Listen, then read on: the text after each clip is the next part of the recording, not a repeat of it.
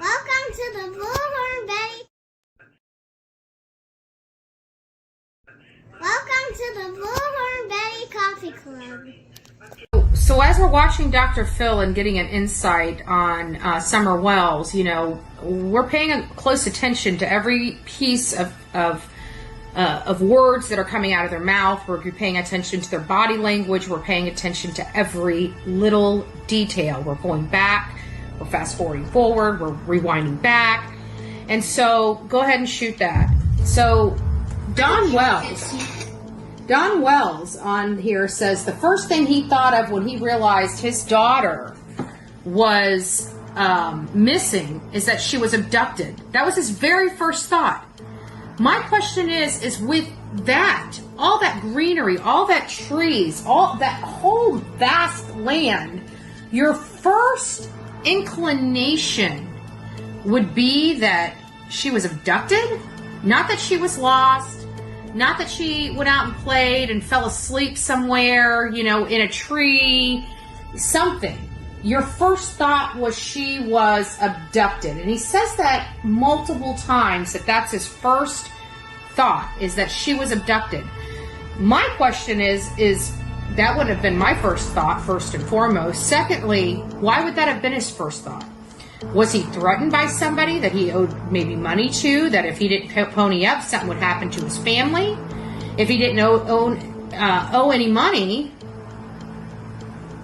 why would that be his first thought?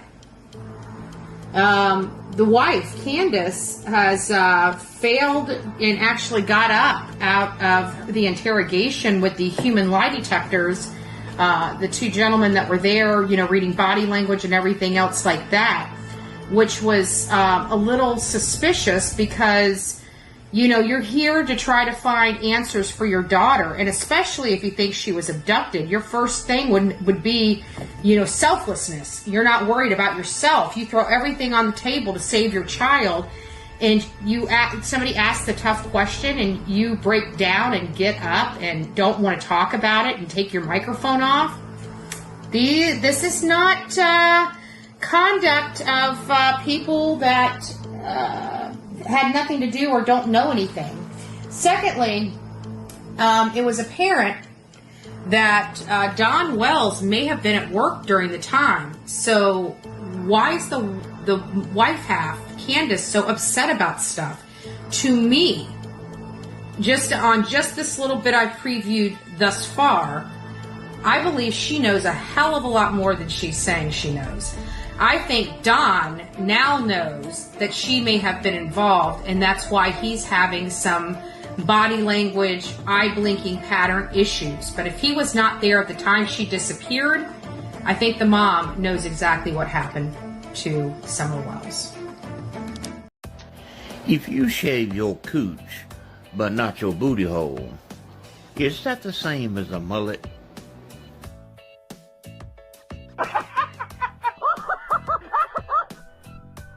My tongue out her ass and left.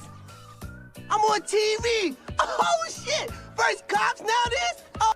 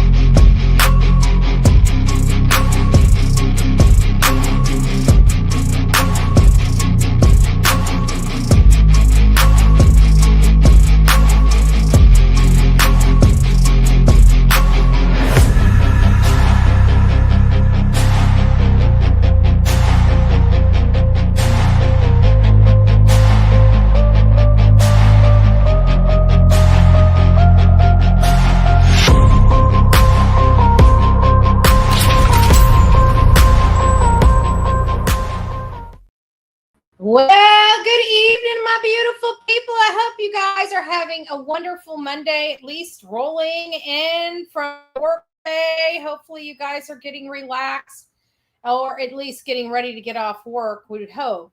I hope everybody has had a great day and a great weekend. I didn't watch the Super Bowl, but I saw the Eagles won. And that was pretty cool. I did try to go back and watch the halftime performance because they're usually always good, but it wasn't really wasn't my cup of tea. So I'm glad I didn't watch. I don't know. I'm just glad I didn't watch. It was a colossal waste, and it sounded like the Eagles stomped the Chiefs. just my thoughts. Crazy Cat Lady Andrea. Nice to see you, Melanie. Bullhorn Betty is present. Eeyore Blues. It's nice to see you, Phil. Houston. Hello. BMW Coop. It's nice to see you, YouTuber. Inga. It's nice to see you, Dawn. Adriana. Aw, Melody, justice for Jane. It's nice to see you, my love. I hope you're doing well. Denise, good evening. P.S. It's nice to see you. And Jays, it's nice to have you over here. Debbie, Joanne, Kathy, Patty, Cajun's up in the house. It's nice to see you all. Peggy, Karen, perfect. Hon, it's nice to see you, Jenny. Mary, good evening. Stephanie, good evening. It's nice to see you. Pam, Jenna, it's nice to have you as well. Oh, thank you so much, Pamela. It's nice to see you, and thank you so much for the contribution. Cinderella, it's nice to see you. Kathy, I believe they both know what happened to Summer. I do too. I think that's a solvable case. I think it's been a solvable case for a really long time. I don't know what to say about that case, but the reason why I played that is because there are similarities when it's kind of explained, especially the first thought part. You know, they're out there on top of a mountain, and the first thought is you think somebody in the middle of nowhere scaled your mountain to grab your kid from a basement. I mean, how do you know when she would have been in there? You know, this whole lying in wait. They had dogs, so many dogs. That would have been there's just no way. And it's kind of similar with the Sebastian Rogers case. It's like he walked out the door and ran away from home. Well, has he ever ran away from home before? No. That's the first thought with an autistic child that's never ran away from home is that he ran away from home. I mean, it's almost kind of like I don't know. These cases stink to high heaven. It shouldn't be, how well you hide a victim. It just shouldn't be, The stuff is smacking us right in the face, and it's sad that law enforcement can't prove these things a lot quicker. It seems like Tennessee happens to be the one state that just doesn't ever seem to be able to get anything done quick. So I don't know what's going on. That case has tore me up for years. I have to be honest with you. Sadie, it's nice to see you. Arcolic, it's nice to see you. Only M gifted Bullhorn Betty membership. If you received your gifted Bullhorn Betty membership, don't forget to tell Only M. Thank you, and welcome to this crazy crew we call the Coffee Club, i.e. the Insane Asylum.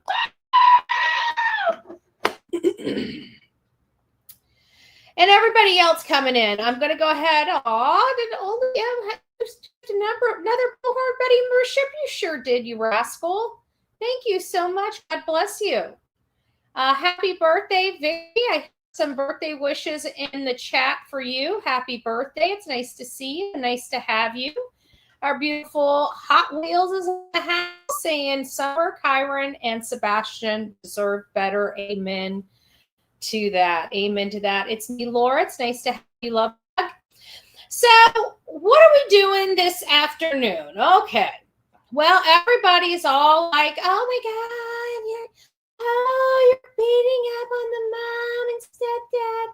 You're so unfair. You should be locked in jail for using words in America. I can't believe you.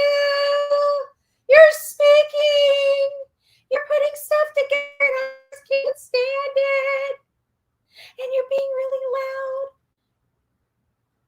So I decided, you know what? Maybe it's time to look at Seth. Maybe it's time to look at his behavior at the beginning of this. Maybe it's time to see a father that's just found out he's missing a child and what he did. I'm curious if we're gonna get a lot of the same stuff we get from good old mom and stepdaddy, stepdaddy of the year. So I thought it was going to be great to kind of rewind the clocks. If we can do it to them, why not just right? Because he's such a horrible daddy. He's horrible, I tell you.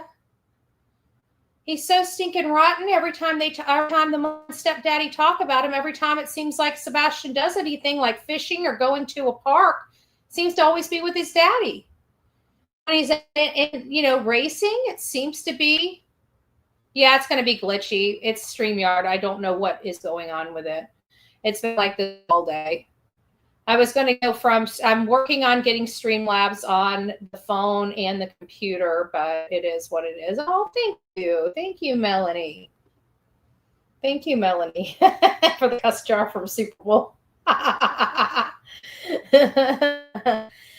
Yeah, I don't know why it's bouncing in and out, but it does bounce in and out between the bandwidth. It's been like this all day. The only thing I haven't done well, I guess I could. This is probably part of the reason. Let me just get all this stuff out of here. I can come back to it. It's all the crap that's running behind the scenes that I don't feel like closing out, that it's forcing me to close out because it just can't handle it. So we'll just close it all out. I don't need it anyways. All of it's saved on tabs. Hopefully that might help it make it better. I really don't know.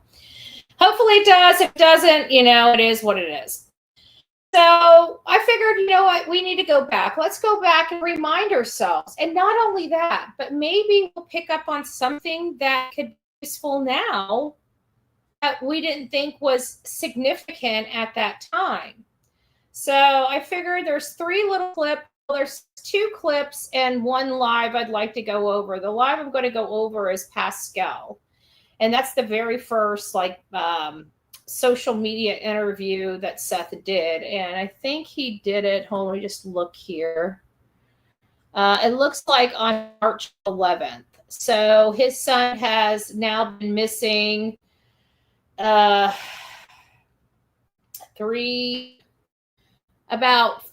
14 days, so about 2 weeks on the 11th, if I had to guess at it, that his son was right there, give or take a day or two. I'm thinking on the top of my head, but it looks like it's about 14 days, 13, 14, somewhere around there is when he does this interview. So I wonder how he was acting when this interview was being done. Let me see if there's like an update that needs to happen sometimes. And of course I have one update. Let me see what update it is.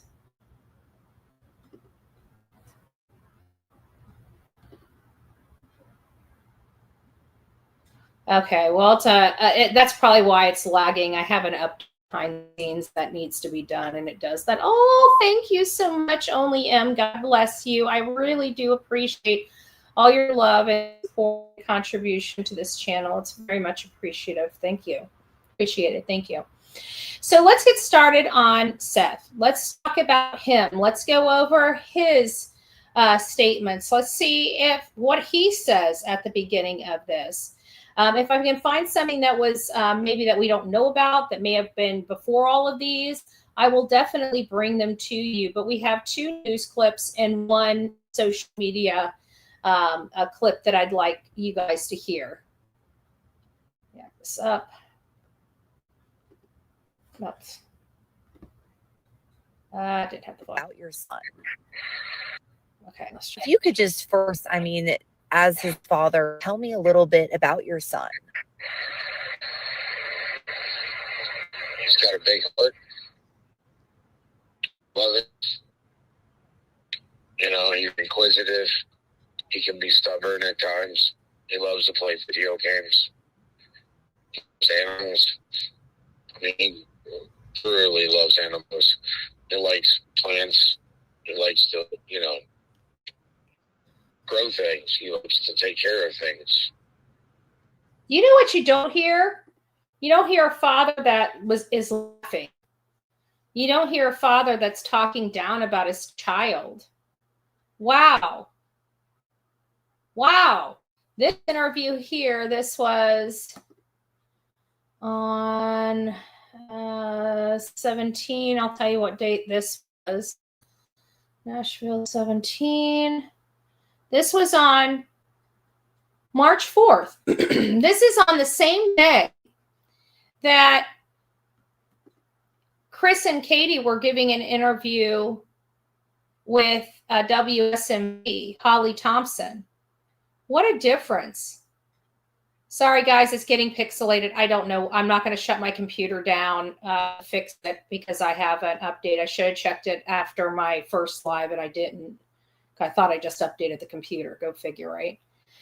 So we'll just have to work with the bandwidth issue until tomorrow morning. But hopefully you guys can hear it. Hopefully you guys can hear me. I'm sorry if we're having a bad reception. If it bothers me too much, I may just restart the computer and you guys will have to wait for the update, which could take a half hour. And I think it'll be very pleasant. So we're just going to roll through it. Okay, guys? If we need to, we will go back over this stuff here in just a little bit. Okay. Wow. What a refreshing, it's so refreshing to hear somebody talk nice about Sebastian when describing him, much like his teachers. You could tell his teachers really cared for him. His video games. Boy, the kid loves his video games. What has the last week been like for you as a father? My heart is missing somewhere out here, and I'm just trying to find him. Yeah, I don't know where he's at.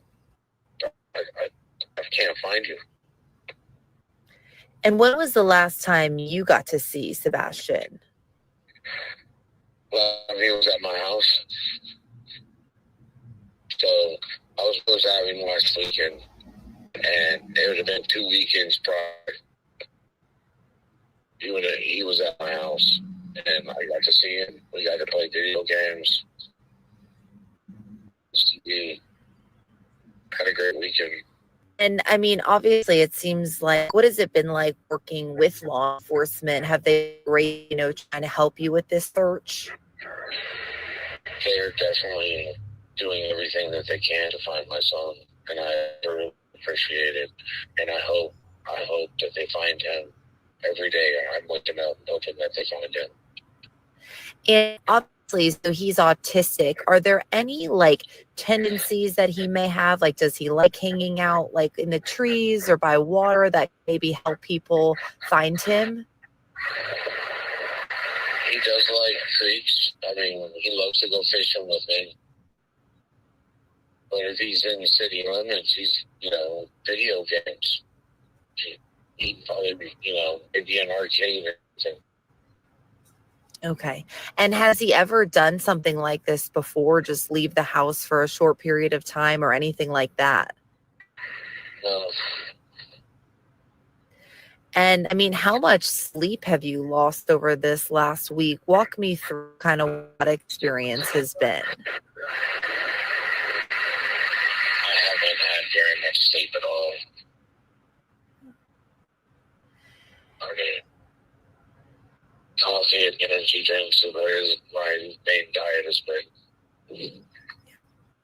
And I know you said you were out there searching. Are there any particular places that you're looking that you think he might be at? I'm looking everywhere. I'm not from this area, so I don't know it. So I'm just everywhere. I keep telling He's not from this area. You guys got to remember, he's in Tennessee to have a relationship with his son. That is his only purpose of being there. So keep your head up and your eyes open.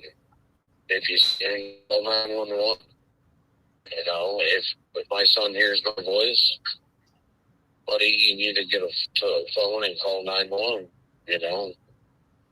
Nothing is provoked from him. You don't hear this Caitlin feeding him questions to direct the conversation. He's taking charge of this conversation. He's speaking directly to his son in the conversation. He's not being cued for any of these things.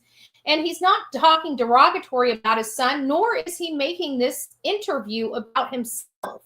This was recorded on the same exact day as the green shirt interview of Chris and Katie. Definitely. And you live in Clarksville, right? Yeah, man. Okay, but you've been out here in the Hendersonville area just searching for him the last week? Every day. Every day he's searching. And I guess, are you in close contact with his mother and stepfather about the situation? Not really. I mean, we're in at least once a day, but that's about it. So he is already talking about this breakdown of communication well before CP starts talking about this breakdown in communication. This is at day 8. And it could have been recorded even as early as the 3rd when the Duchess interview was on, but it was all right around that time. And you can hear a clear difference in the type of interview that's being had at almost the exact same time as the mom and stepdad are providing interviews. It's a little, and what polar opposites their interviews are. One is making it all about themselves and what they're going through, and one is talking directly to his son because he's given a platform that hopefully his son will be able to hear his voice. Wow. I'm glad we look at Seth. I'm glad we are focusing on Seth. I'm looking for it, Yeah.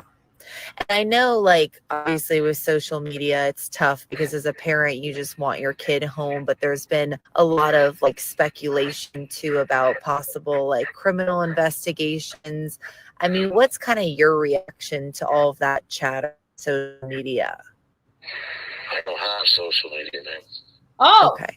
But just hearing people kind of speculate about that in the community. Making sure he does not make it the focus of the conversation. Moves right on past it. He doesn't have social media, is not worried about social media. He's here searching for his son. Do you mean he's not complaining about everything he's going through? You're absolutely right. I'm glad the hate channels say I never focus on Seth. Every time we focus on Seth. Look at this. A father that cares for his son and doesn't make the first opportunity to tell the world about his son. Does he make it about himself and what he's going through? Wow. Wow, wow, wow. I guess, how does that make you feel? I think they need to, instead of being keyboard warriors, they need to put feet on the ground and start looking for my son. Amen. If they really want to help, that's Amen. what they should be doing instead of coming up with their own opinion. How about I get out there and we find my son? Oh, you mean you're not shaming those keyboard warriors, actually inviting them to do something more productive? How refreshing. How much does your son Sebastian mean to you? He's my life. My life. Oh, you mean he doesn't crowd your space? He didn't crowd your personal space? Oh, wow. Interesting. You actually love him in that area. Do you have any other kids? Yeah. Okay. And I guess, is there, anything you want to say? I don't know how well you know the stepfather or the mother, but is there anything you'd like to say about that and that situation and how it just kind of disappeared from the house? I have nothing to say about that. Okay. And if you I thought he was there to start drama and condemn and point fingers. We forget when he was just searching for his son when he didn't feel like he was being fed a whole bunch of BS. All he wants is his son. He's reserving all types of comment. Why? Because he wants his son. He's hit all the proper boxes in all the right places with this interview. Done at the same time as the green shirt interview by the mom and stepdad. What a total polar opposite type of interview. Say something to Sebastian right now, what would you say? If you are hearing this, son, you need to tell people who you are and tell them to call 911 for you. You need to tell people that you are Sebastian Rogers and that you then call 911. And anything you'd like to tell him about returning home?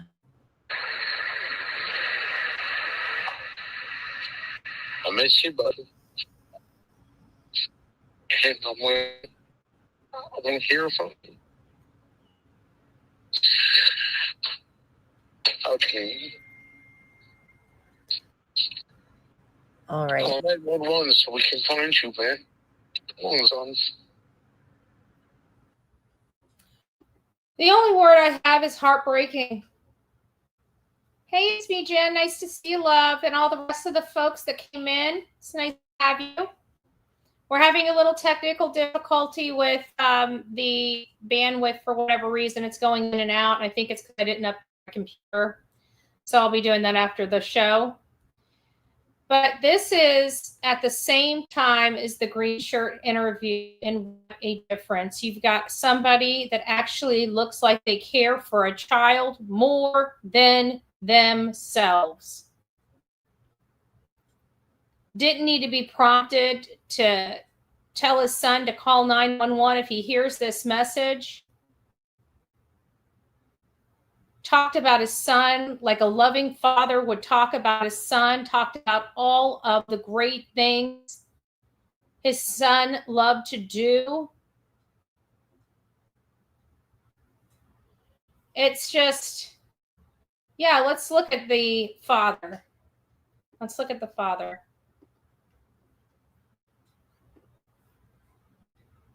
Exactly 2 weeks ago, we were just learning about the disappearance of Sebastian Rogers from with the Davidson County Sheriff's Department spent the past 2 weeks looking for Sebastian. I'm hoping he's still alive.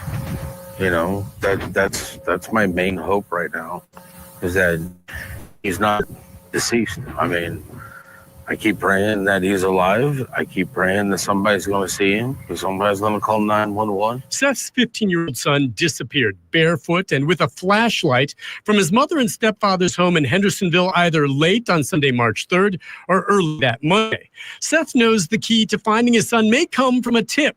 Several photographs have already been made public, and now he's released 2 video clips of Sebastian.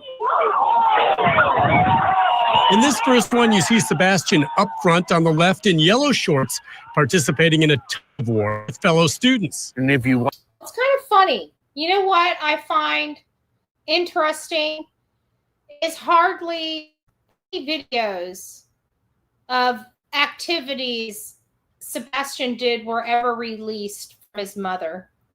I was just thinking about that. I wasn't planned on saying that in the show, but it just dawned on me. We've never seen a video of Sebastian having fun with his mom or stepfather.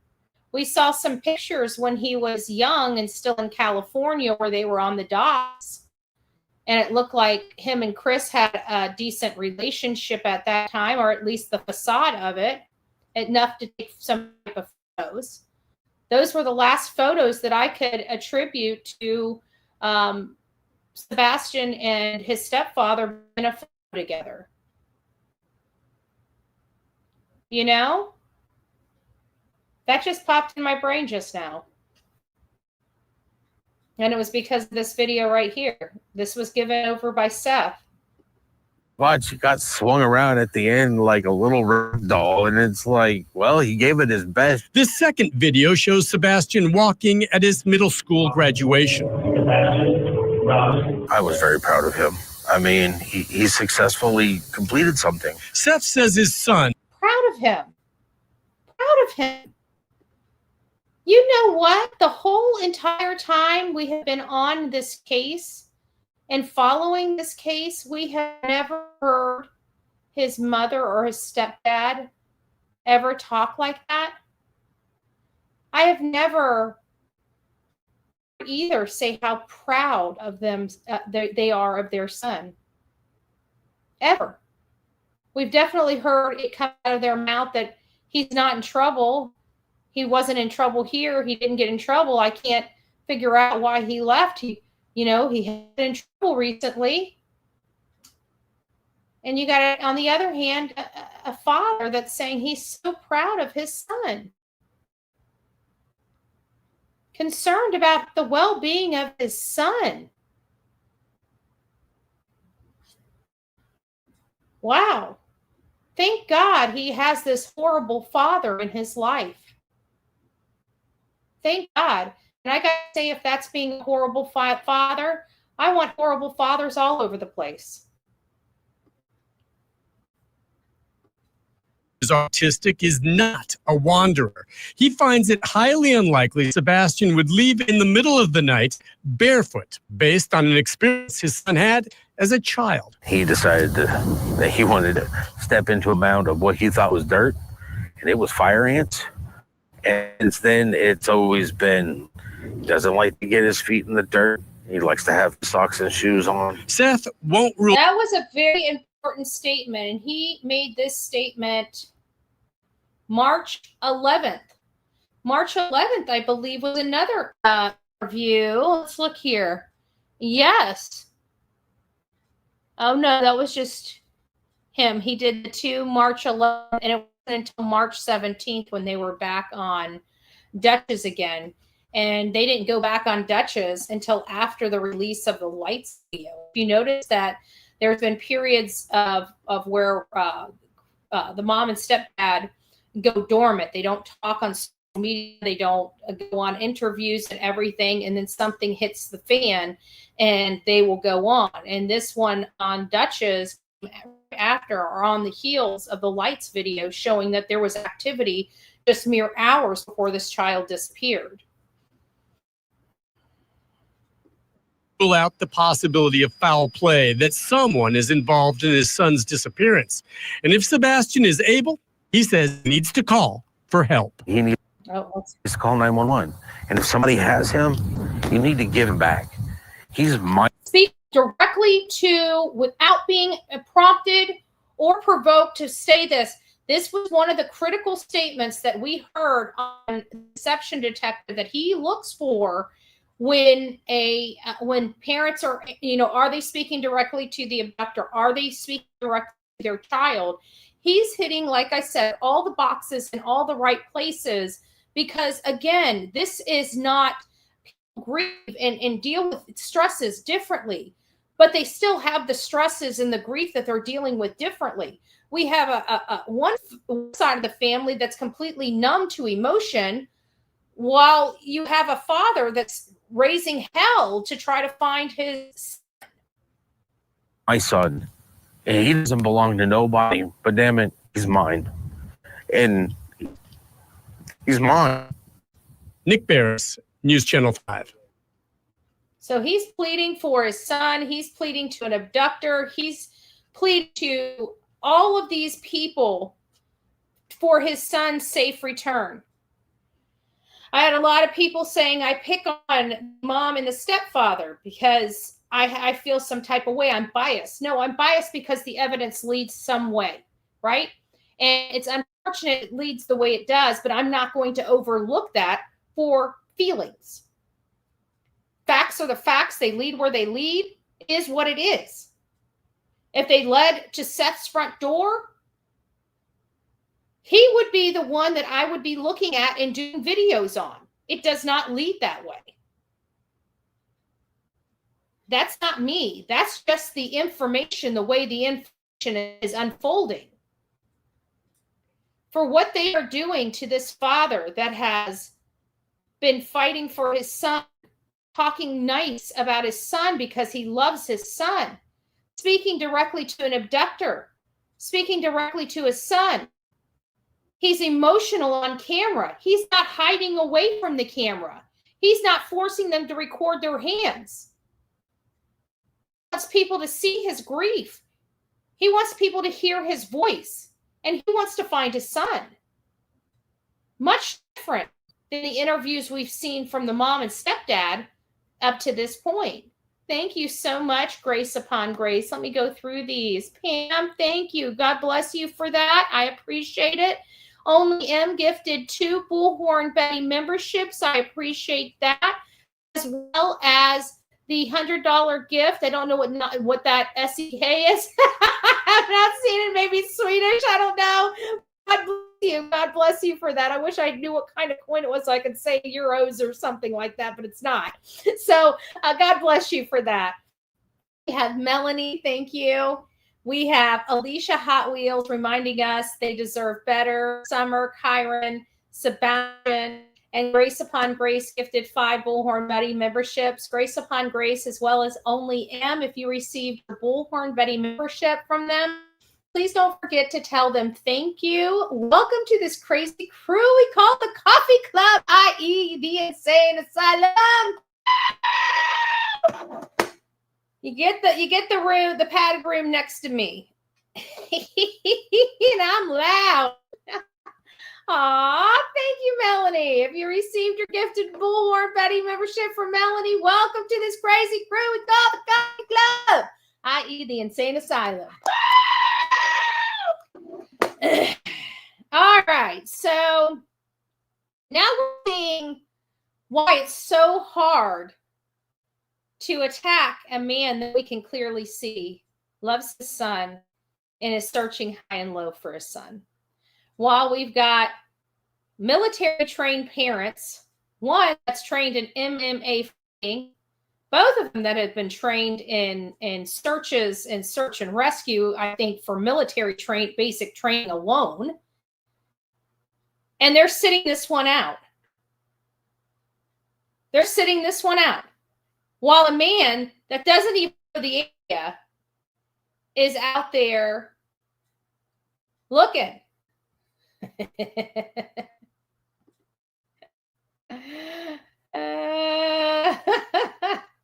Thank goodness you guys have volume control. Hit that thumbs up. Thank you, me and you. Thank you. God bless you. God bless you.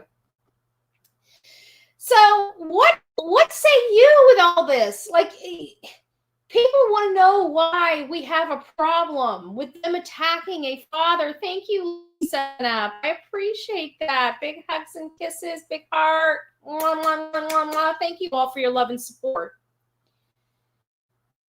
So now let's get into his first real sit down, right? Those were little clips, right? Those are just the facade. Those are just the facade. Let's get down to the real clips. Let's get down to him being in the hot seat, right? Let's see how well he does in the hot seat. We're going to bring in the Pascal show. There we go. And he going to bring on in Seth Rogers. Let's listen to how well Seth does with questions being pelted at him. Maybe the interviews were too structured. Let's see. That is basically the whole interview that they put out. Which we just watched. That they put out. Okay? Okay, guys. Let's find out.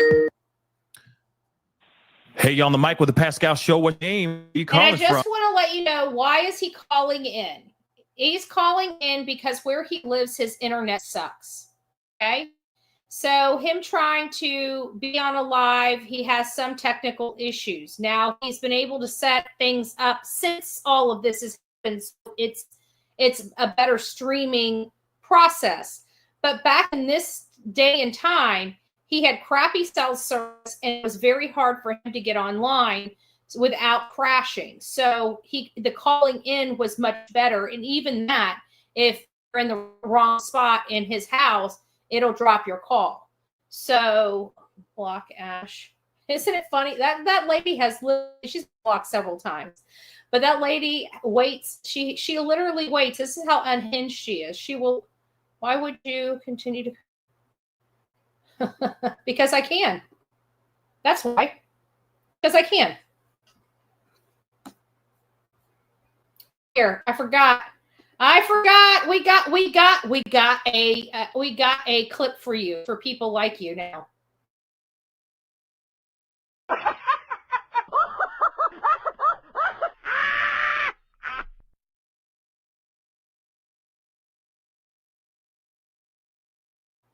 Just say it. We got the laughies for you. We got a new one for all the idiots in the chat that actually would wait 24 hours to say their little nastiness just to get booed to have to wait 24 more hours. That to me is unhinged. That is a laughable matter. Okay? It is a laughable matter. Just saying. Maybe they need to be in the crazy house with us. What do you think? I know they're a lot scarier than we could ever be. I get it. You don't want to wake up with Bertha. I understand. Don't worry. I got your back. All right. Let's listen to what Seth's got to say. First real sit-down interview with a real podcaster. Let's see what they have to say. I wonder if it's going to be all about Seth. I wonder if it's going to be I don't know. I haven't watched this in a while. I really haven't. I watched it like almost a year ago. From? Calling from Clarksville, Tennessee. My name is Seth Rogers. Seth, first off, thank you so much for calling in. Let me just say that first off. Thank you for calling. How are you doing? About as best as I can. My son's missing. And I wanted to tell you thank you because you're getting this out to more people.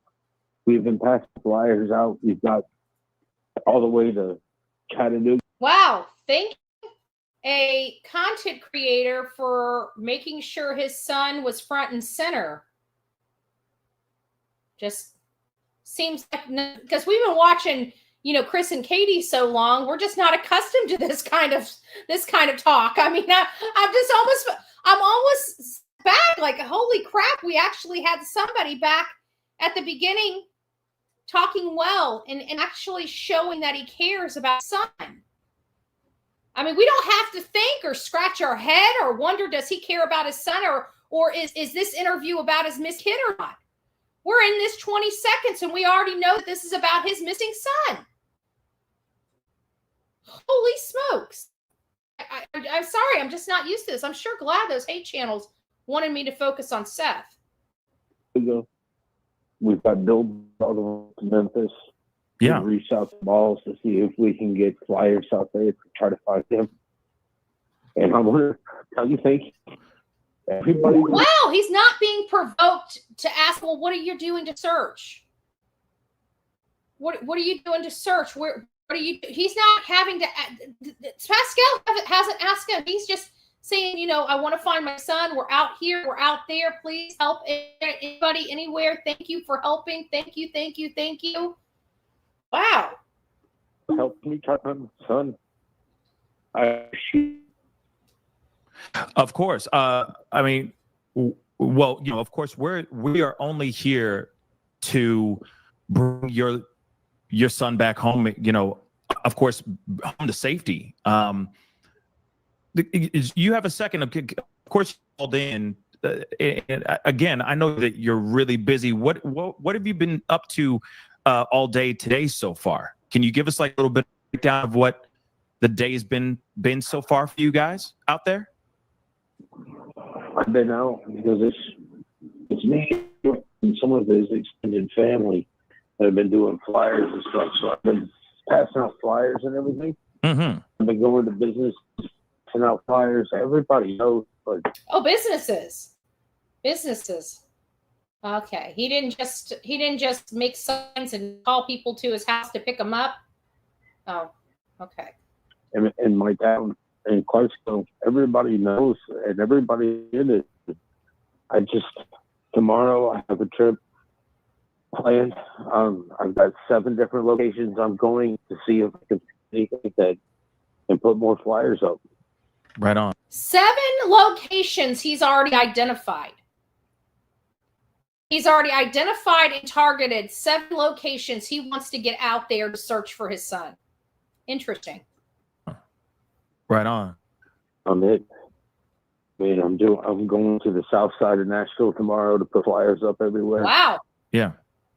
No, I understand that. Have there been No vagueness, no beating around the bush. He knows exactly where he's going, exactly where he's going to be, and exactly where he's been. any leads, any leeway, any semblance of any type of hope in finding Sebastian in your search? I always have hope. I always have hope. I always have hope. I got to have hope because I can't believe that he's dead. Yeah. If you mind me, so I get up every morning and I hit the road. I drive around, put flyers out, and I hope that I get to see him. I get to make a left-hand turn and he's there. Wow. I'm so glad I focused on him. It makes my heart break for him even more. He wakes up, the minute his feet hit the ground, he doesn't need somebody giving him instruction. He doesn't need somebody telling him where and where not, where he cannot go. His feet on the ground, he's up, he's ready to search. All right, John. What a garbage father. What a garbage father. I get to see him. I hope I get to make a left-hand turn and he's there. Or I jump on the interstate. Right. He's walking himself. Yeah. I just keep praying. Of course. And we're all praying with you. Trust me, brother, we are all praying with you.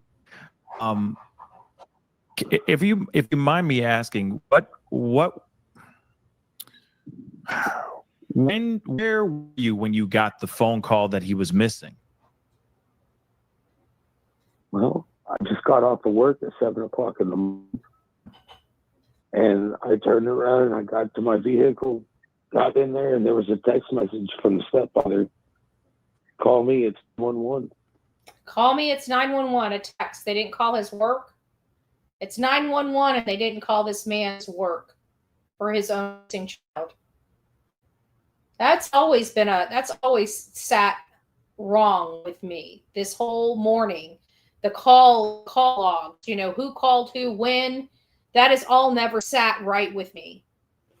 The evening before has not sat right with me, but this morning, this very morning, the 26th, when all of this stuff is transpiring, there's just some critical information that we learned at the beginning that we know is corroborated by law enforcement that just doesn't sit right. And I called him, and he told me that Maxwell was missing. Yeah. And I left from there and drove straight to his mom's house. And I was there.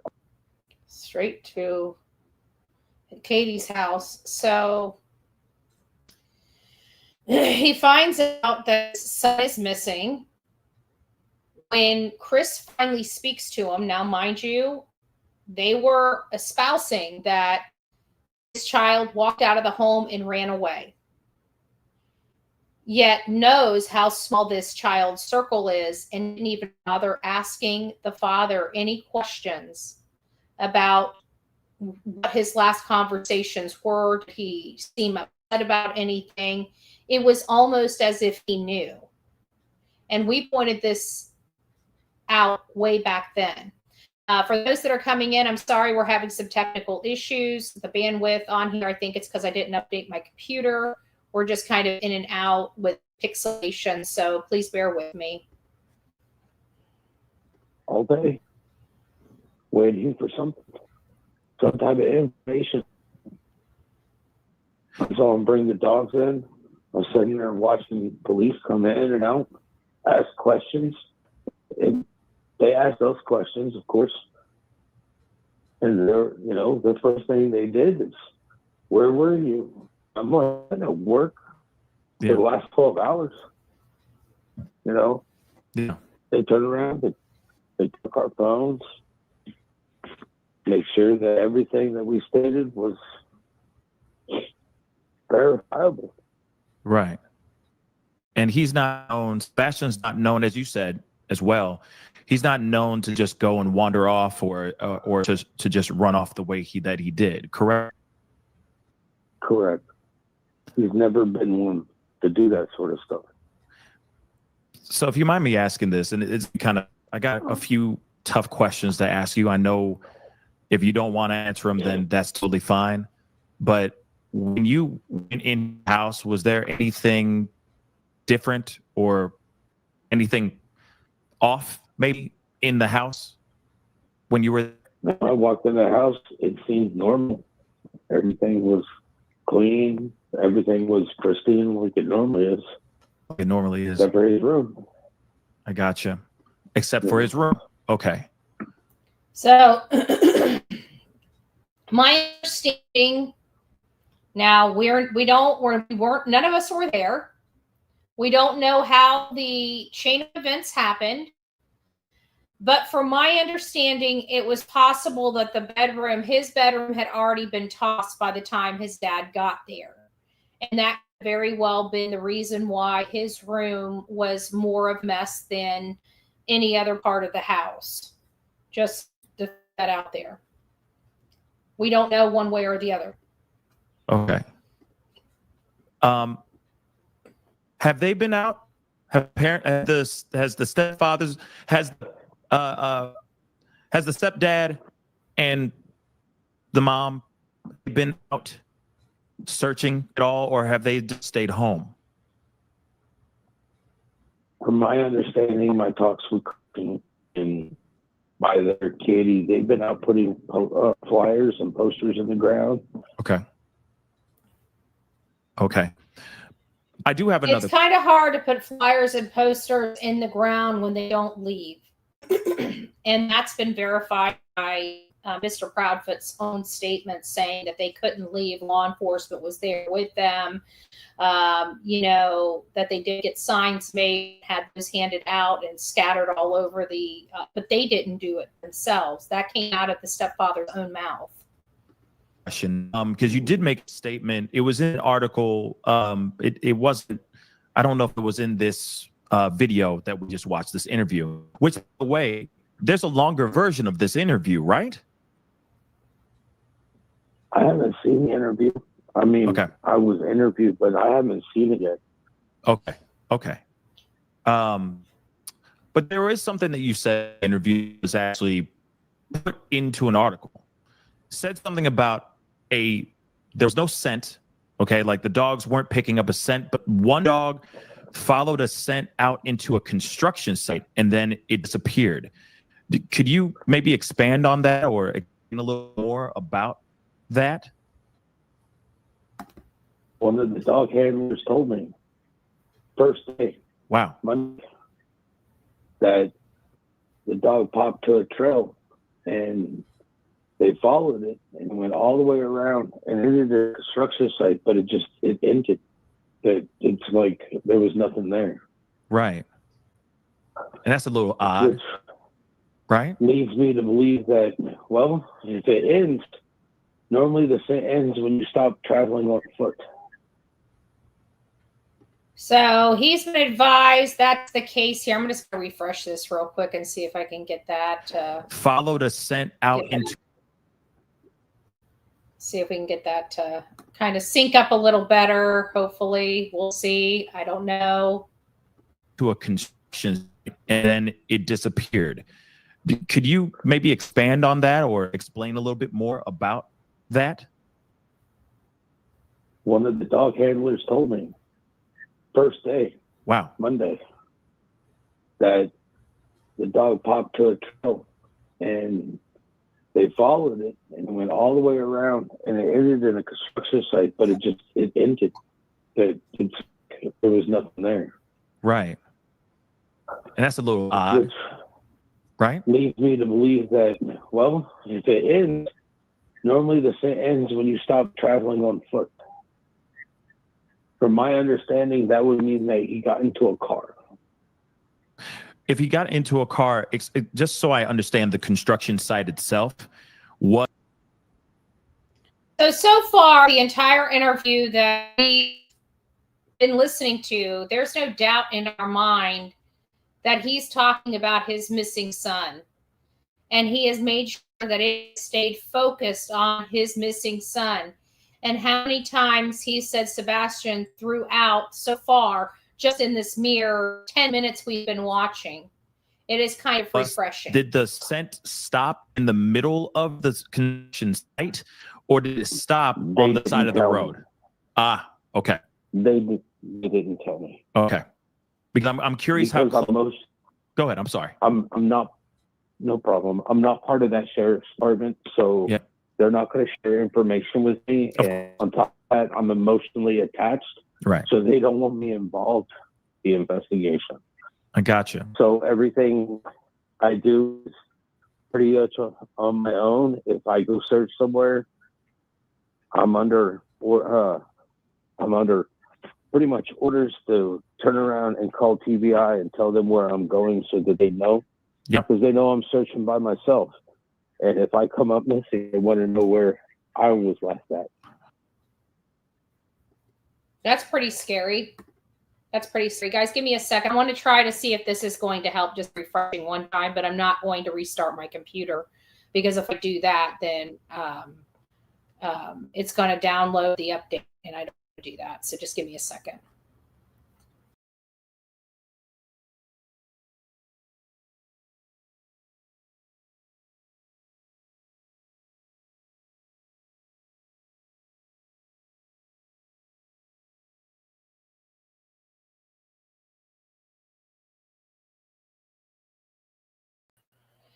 We will see if this helps any better. It might not. It didn't help this morning, but I thought I'd give it just a whirl.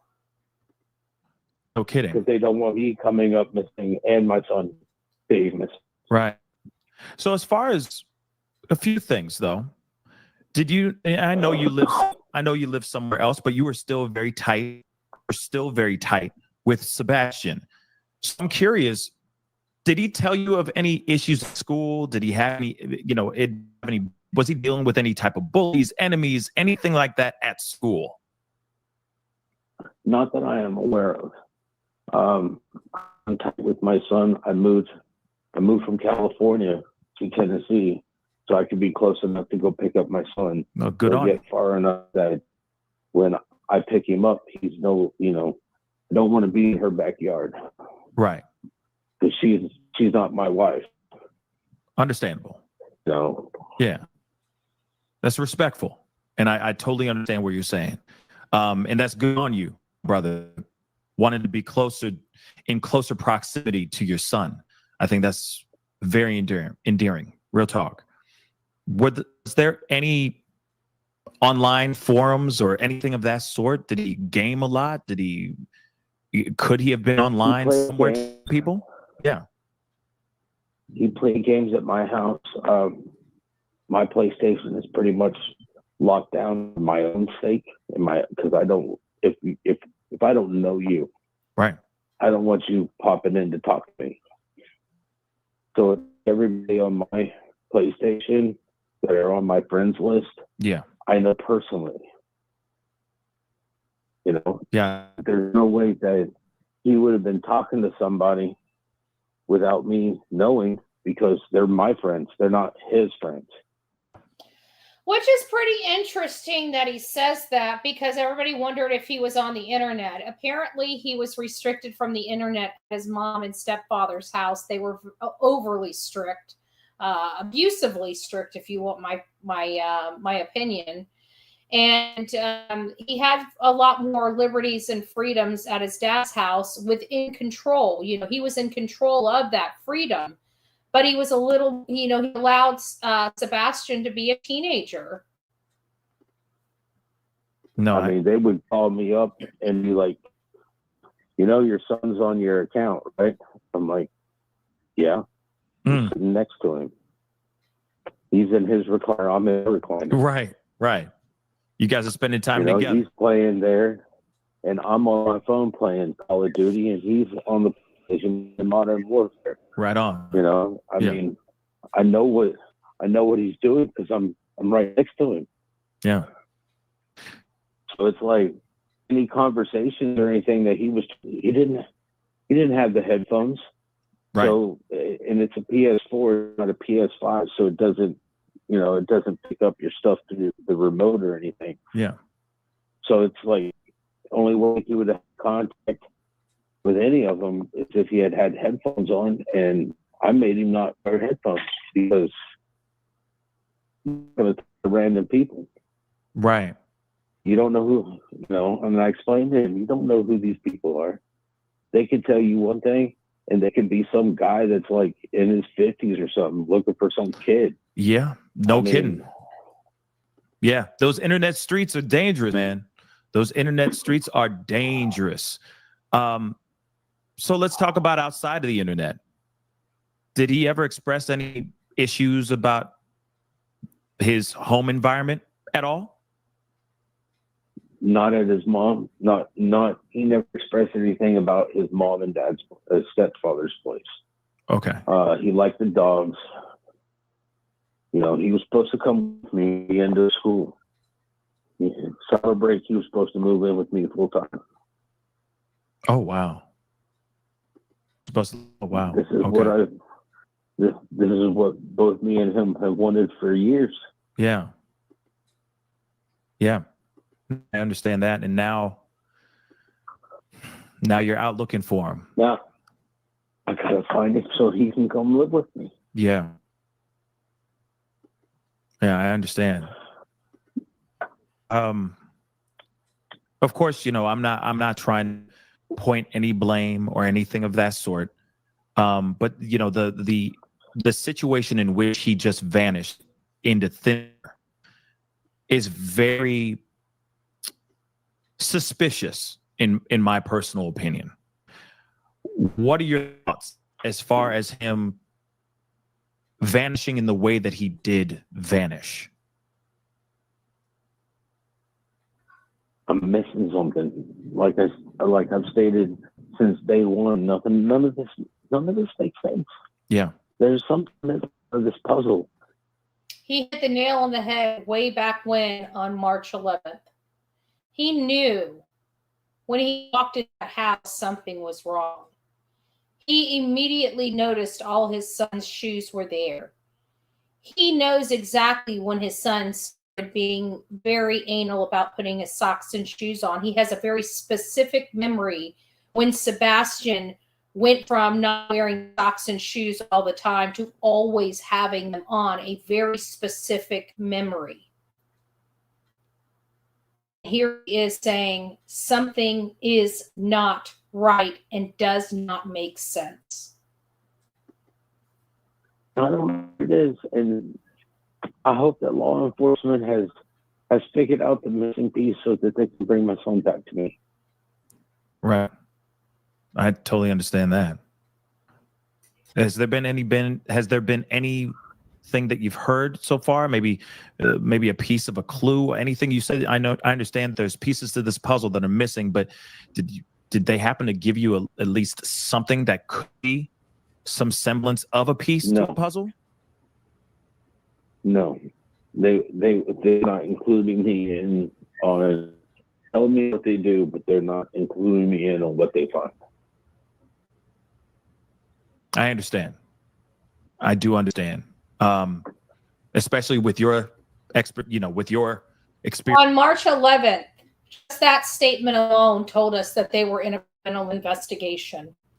Because if they were handling this as a missing person case, they would be very open and communicating very well with the parents.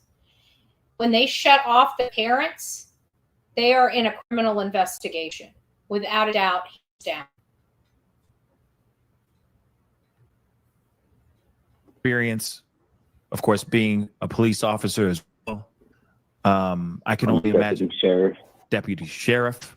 With all due respect, my apologies. Sorry. Well, I take my to the Constitution of the United States and the Constitution of Tennessee very, very dearly to my heart.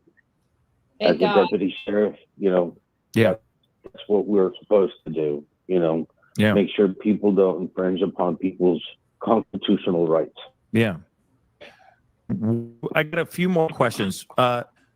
What was the last time you had a conversation with Sebastian? How it was Thursday. Okay. So you Thursday before he left. Before he disappeared, or you mean before he left? Yeah. Okay. So before he left. Okay. I mean, because he's gone. Right. I mean, he's gone. Right. He's lost. So, But how he either often? left the house of his own free will, or he didn't. And if he went out, No, I don't know what happened to him. absolutely. So then let me ask you this then.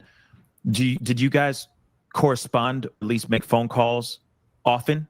Like, was it a daily thing, or would it be sporadic every once in a while you get a chance to talk to Sebastian? Just curious about the rhythm here, because it seems like Thursday and it's just flatline, no communication whatsoever. So how often were you actually corresponding with your son?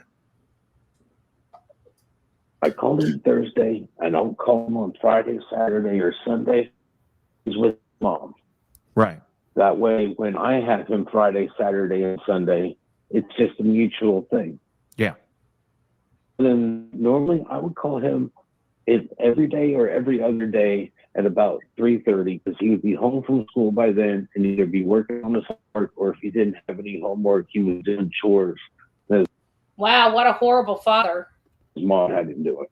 Gotcha. And I would call him to ask him how school was. Normally we would talk for maybe 2 or 3 minutes. Yeah.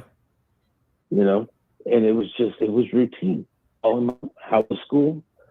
Did your mama leave any chores? Yeah. So, but this was a Monday through, but it was more of a Monday through Monday through Friday type of thing. But then the weekends you would leave him be to spend time with mom. Correct? I would pick him up on Fridays on my weekend. I would pick him up. I'd be waiting at their house when he got off the bus. I see. But this weekend was not your weekend. Or this particular weekend was not your weekend. Right? No, that was his mom's weekend. Gotcha. Wow. Okay, I have to ask you this. Maybe you know, maybe you don't know. But when did Chris go to Memphis? Do you have any knowledge of that, when he actually left for that job on Monday? Well, I don't think he left Monday. I think he'd already been there all weekend. So he was out there all weekend. From what all week? Oh wow. Okay, that's interesting. So he was gone all week. So. You believe so? Okay. Normally, I believe so, because normally if I have him, Sebastian's mom would go to Memphis. If I had Sebastian over the weekend, she would normally go to Memphis. I see. Okay. Interesting. So he could have been there for a while. Yeah. And then of course, Sebastian's mom is with him. She wakes up Monday morning, and he's gone. So there's that Friday, Saturday, and Sunday where he could have disappeared. That could have been time somewhere on that time, let's just say. I mean, no. Sebastian disappeared sometime Sunday night, Monday morning. Sunday night, Monday morning. Okay. I apologize. She Sunday night, Monday morning. And remember when they were on web sleuths a month later, like a month and 15 days later, 45 days later, somewhere around there, Chris was on web sleuths arguing with Seth and screaming at him, saying, you know where my mother was Sunday and Sunday night, and never saw Katie or Sebastian. And that identified that Chris knew with certainty that something happened, in my opinion, to that child that Sunday because of that response? There's evidence, there's video proof of Sebastian with Katie Sunday evening. Are there cameras in the house or around the actual house? They went to dinner. Gotcha. So they did go to dinner on Sunday. Mm-hmm. And there's actual video proof of that. Yes. Wow. Okay. Wow. Well, Seth, do you have anything that you want our listeners to know about the search about Sebastian? Anything that can help finding him? I just ask people, keep your head up and your eyes open. If you see him, please call 911. Yeah. You know, if he's hungry, give him some food. If you see him outside your house, do not let him in your house. Call 911. Get him something to eat. Get him something to drink. Can I ask? I'm pretty sure he's starving. Right. Do you mind me asking? A father that's concerned about the well-being of his child. When have you ever heard the mom or the stepfather say, give food if he's hungry? He's got to be starving. When have they ever gave a damn about what he's going through or how he's feeling or if he's eaten? I just heard that and I forgot all about that. But damn, this father is concerned about the health and well-being of his missing son. Asking one more question. I know. I was just trying to wrap it up with you. I got one last question because I know that he was on medication as well. Was there any possible medication that he took that could give him some sort of mental break or some sort of psychotic break where he would wander off without shoes on in the middle of the night? I have no idea. I've asked TBI and Sumner County to check to see if that is, and nothing. And he's never done anything like this before. So he's had him check the medication. And again, Sebastian left without medication. Everything was accounted for. He left with nothing. And I mean nothing. But the clothes on his back, allegedly. Correct? Cool. Yes, sir. Okay. Not out of spite or anger, out of protest. He's never done anything like just leave or walk off or anything like that out of just being a teacher with angst, you know? I love my son. I love my son a lot. And I have really aggravated him at different points in times. Of course. Because I'm his dad. I was going to say, you're not dad if you're doing that. You know what I mean? And he has never once walked out my front door. No matter how mad I am. Yeah. You know, he has stormed off to his room. He has sat there and I don't want to talk to you. I'm like, well, you can get over it. I'm your dad. Stormed off to his room. I think we need to focus on that statement. Stormed off to his room, because what did we hear happened when he got home?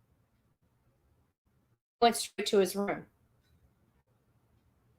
When we saw him pull up to the Texas Roadhouse, what did we see?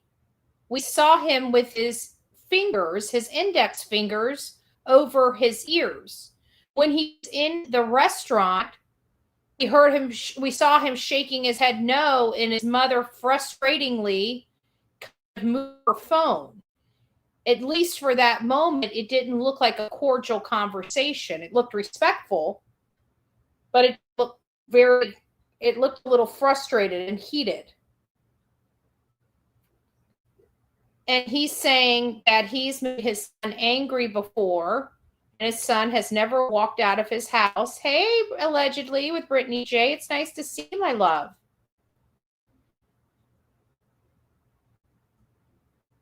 So, and he stormed off to his room. I just thought about that. The story goes, Sebastian was in his room, where it's he spent a lot of his time when he was at his mom and stepdad's. It didn't seem like he spent a lot of time in his room when he was over at his dad's. Yeah. And I'm going to talk to you whether you want to talk to me or not. Yeah, absolutely. You give me an attitude, go load the dishwasher. Right. You know? Yeah, absolutely. Your attitude ain't going to, you live in this house and there's things that need to be done. Amen. Yeah. You know, What a horrible dad. Don't let people get you mad or angry. Yeah. You know, that's you losing control and them having control over you. Yeah. You know, don't be like that. Be better than that. Yeah. Absolutely. Teaching moments. You know, I understand that he's autistic. I love him no matter what. Yeah. But I also understand that kids are cruel. How many times have we heard just in these 3 interviews how proud Seth is of his son, how much he loves his son? There hasn't been one interview yet that he hasn't told his son he loved him. Wow. Especially in schools. That they are. We all did with that. If you weren't the popular one, you could be made fun of or whatnot. And I wanted him to already have an understanding that those people that do that are just insecure. And they're wanting control or power over you. And you getting angry. But if you look at them and just smile and brush it off. Yeah. Because it ain't worth it. Their opinion is not worth it. With kindness, right? Or food, school food, either one. I will say, Seth, I do appreciate you calling in and just because this was very impromptu, everybody. Okay. Let me just be completely honest. This was not planned. But I do appreciate you calling in. You know, I watched your podcast. I watched your podcast earlier. Mm-hmm. And you said be back on at 8:00. Yes, sir. And I watched your podcast a couple days ago because you're keeping my son's out there. You're keeping his name out there. And the more that we can do that, the less likely it will become a cold case. Absolutely. Cold case. I want it found. We all want him found. I'm going to be honest. Just like Chelsea just said, we have an army behind you, sir. People are putting in a lot of green heart emojis in the chat right now. You know, people are really showing a lot of love. Discerning just said, we in Hendersonville are behind you, Seth. Are with you. That's what she said. There's a lot of people here that are praying for his safe and swift return. And yes, we will continue to say his name and we will continue to talk about Sebastian here until find out what's going on, right? Until we get him home. And that's the most important part.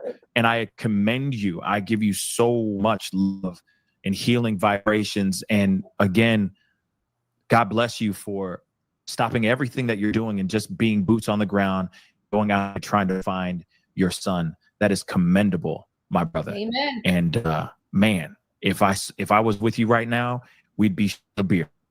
I'm serious. And a big old hug. But I'm telling you right now, we're with you. All of us are with you and we're praying with you. Okay. So I appreciate it. I really do. Absolutely, man. Absolutely, brother. Please, I'm going to try to find a way to keep in touch with you. All right. Because I do want to know what's going on. And we are all here. We're all on the same team. We are rooting for you. We just care about the truth. We care about transparency. We care about justice. And we care about getting him home. Amen.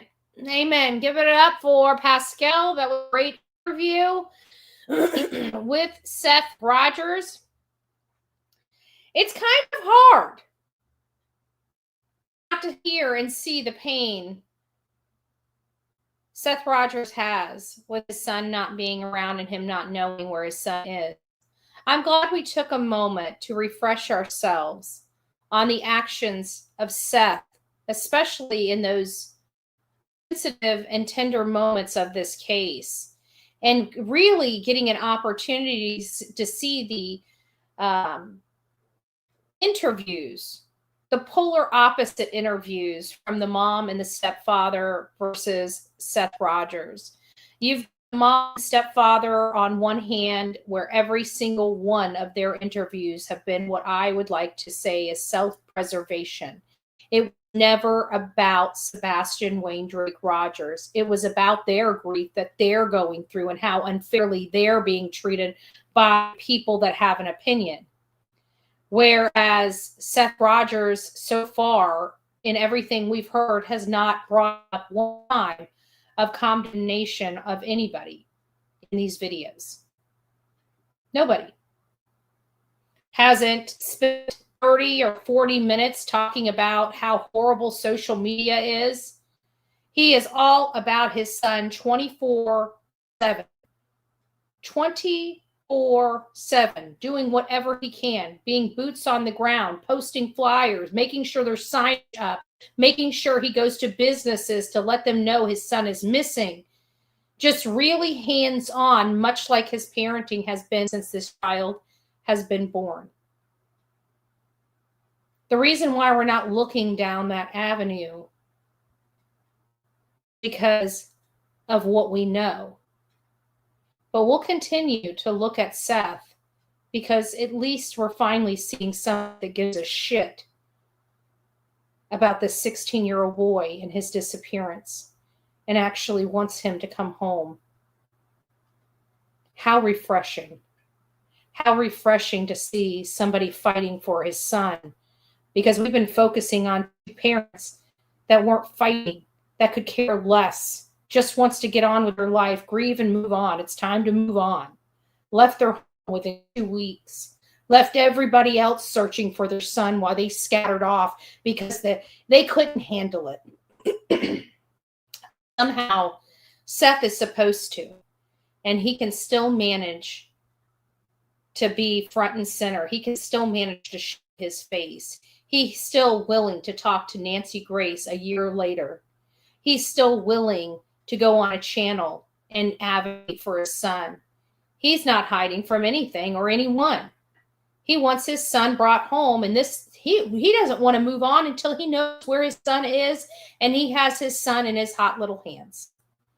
When he could put his arms around his son, he could care less about the rest of this. That's all he cares for. That is refreshing. Gosh, I wish more kids had a horrible father like Seth did, or like Sebastian did. Can you imagine how fortunate the kids would be in this country if they had more terrible parents like Seth? If we had more terrible parents like Seth in this country, we would not be in business. We wouldn't have anything to talk about, would we? That horrible, rotten man. All right, guys, take it for what you will. Thank you for working with me through my technical difficulties. I'm going to be refreshing the computer as soon as we're done here. So you guys have a great night. And hopefully tomorrow will be great on our show about any technical issues. We love StreamYard. What can I say? God bless you. And thank you all that contributed to this show this evening. I do appreciate it. We showed those a couple of times. I'm not going to go through them again, but I just thank you all for your love and your support and your passion to find the truth in the case of Sebastian Wayne Drake Rogers. If you know where he's at or have any information, please reach out to 1-800-TBI-FIND, 833-TELL-DOG, or just reach out to local law enforcement. He has been missing. He has not been found. But before you go, we'll play Mo. If you shave your cooch, but not your booty hole. Is that the same as a mullet?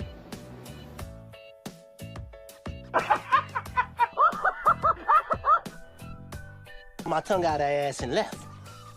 I'm on TV. Oh shit! First cops, now this. Oh.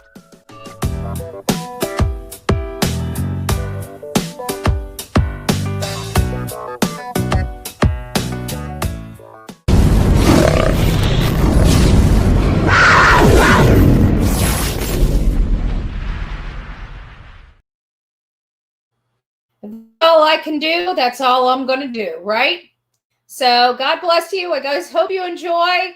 I know, just at the chicken party, but hey, that's pretty stinking good for a mullet, right? For a mullet party. All right, guys, you have a great evening. We'll be back here 10 a.m. Tuesday morning. Rise and shine with the Bullhorn Betty and the Coffee Club. I'll see you mañana. From the East Coast to the West Coast, we are everywhere true crime is.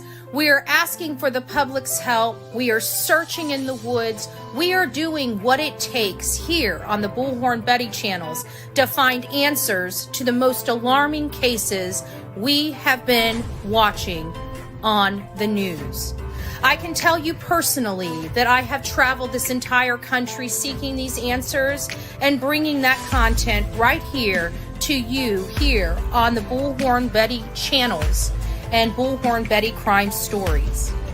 We are happy with the work that we've done.